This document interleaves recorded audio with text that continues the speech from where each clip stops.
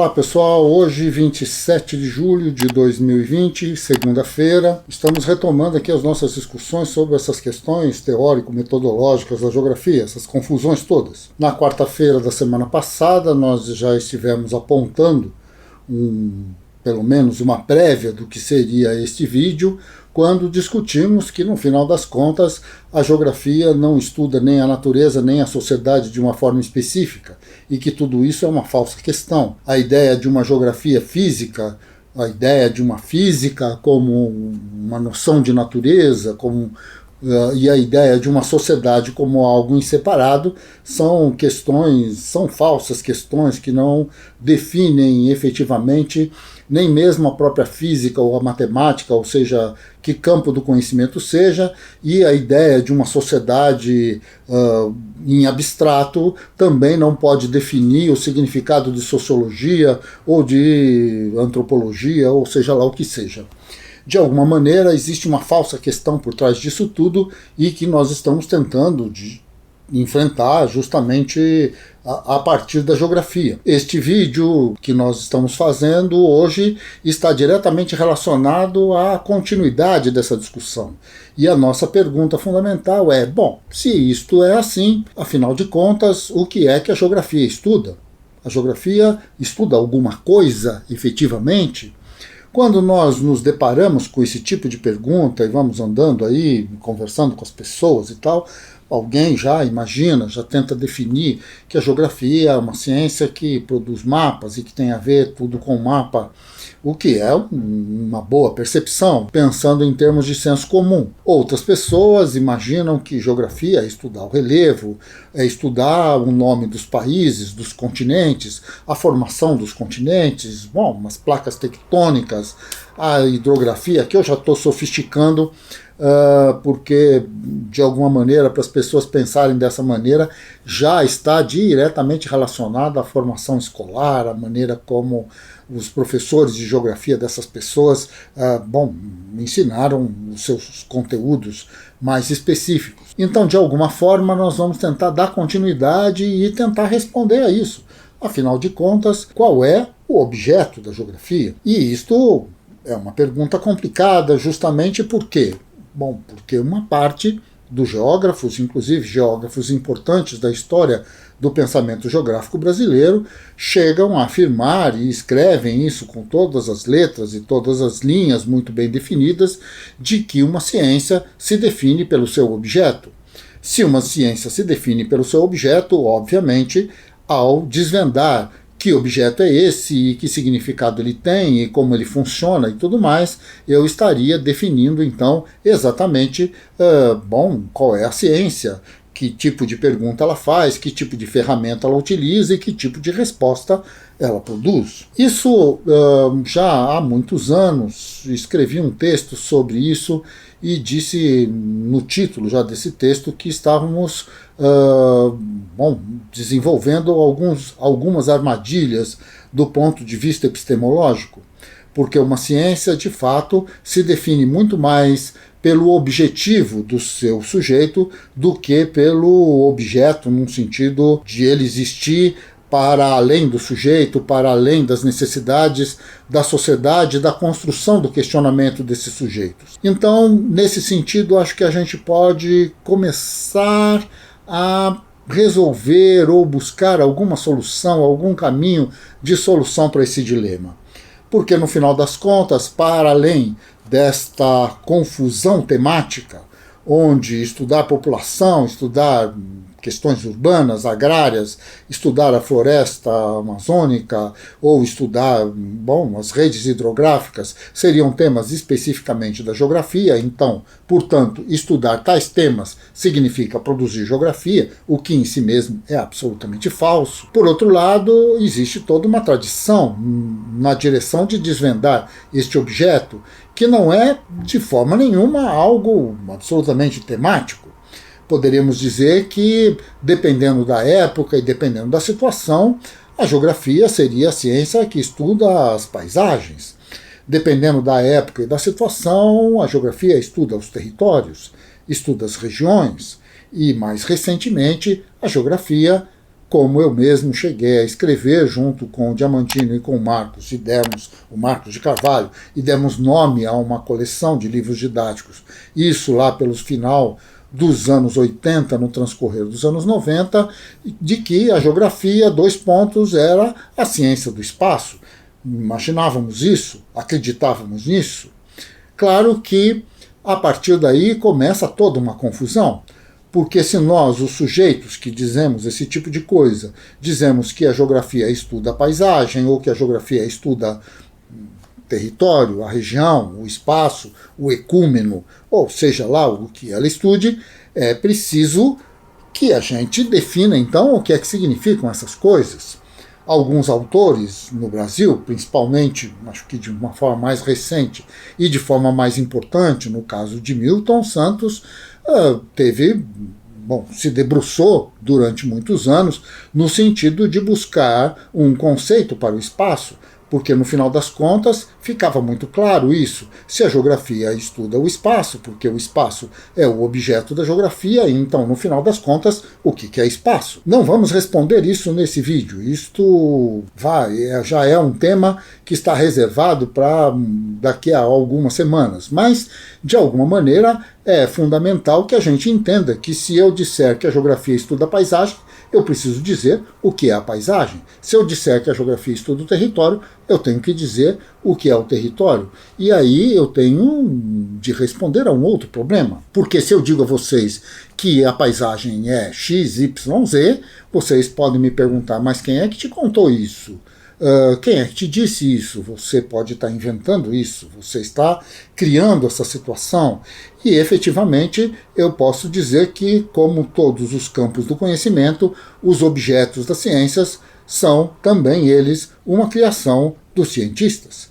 De alguma maneira, nós escolhemos, definimos um certo campo de questionamento, definimos e escolhemos e selecionamos, digamos assim, um certo conjunto de ferramentas conceituais e, a partir daí, chegamos a um conjunto de respostas.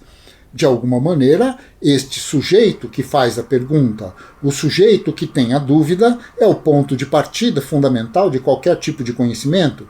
Um sujeito que não tem dúvida não produz conhecimento. Um sujeito que não tem dúvida, eu diria, inclusive, que deve saber muito pouco sobre as coisas do mundo, porque no final, a cada resposta que vamos construindo no transcorrer da vida sempre nos leva a acertos e a erros, sempre nos leva, de alguma maneira, a dúvidas, e novas dúvidas, mais maduras, talvez, mas também não necessariamente, do que as dúvidas anteriores, nos leva então a outros questionamentos, a organizar as nossas perguntas, a buscar outras respostas, a querer construir respostas. E, de alguma maneira, esse tipo de coisa está muito associado a determinadas tradições culturais.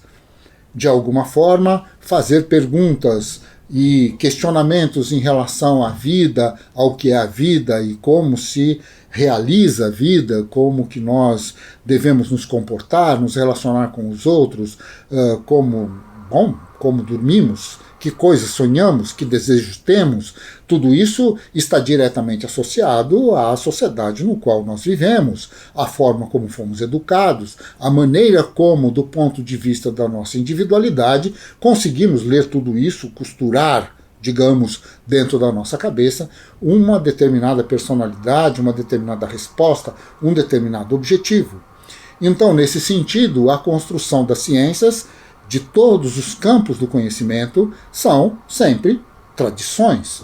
No caso da matemática, da geografia, no caso das chamadas ciências da natureza, que foram, inclusive, mudando de nome no transcorrer dos séculos e tudo mais, da história, da filosofia ou das próprias manifestações de caráter teológico e tudo mais, tudo isso são tradições milenares, são perguntas que a humanidade faz a si própria e que, isso existe há muitos anos, existe há séculos, e que essas perguntas e as suas respostas que permanecem, que não desaparecem, que se tornam então clássicas, digamos assim, essas questões clássicas são justamente aquelas que, de alguma maneira, nos tocam em profundidade. São essas as perguntas que nos permitem, então, dizer que, até hoje, quando lemos um texto de Platão, por exemplo, um texto de Aristóteles, por exemplo, ou então lemos as Sagradas Escrituras, o Alcorão, ou seja lá o que for, esses textos milenares, eles são textos que, de alguma forma, nos tocam, porque trazem questões que são questões estruturais da humanidade, questões que ainda fazem parte do nosso imaginário. É tão importante isso, vejam, milhares e milhares, 2000 anos depois que Jesus foi crucificado, morto e etc., a sua história continua sendo contada e milhões de pessoas ainda se sentem profundamente emocionadas ao adentrar, ao participar desta mesma história que de alguma maneira vai sendo recontada e recontada e recontada, e assim, não necessariamente nos emocionamos com aquilo que é o mais novo, o mais moderno, a última tecnologia. Na verdade, muitas vezes nos emocionamos com coisas muito antigas, porque elas nos dizem sempre de muito perto. No caso da geografia, as questões têm, talvez, a mesma dimensão.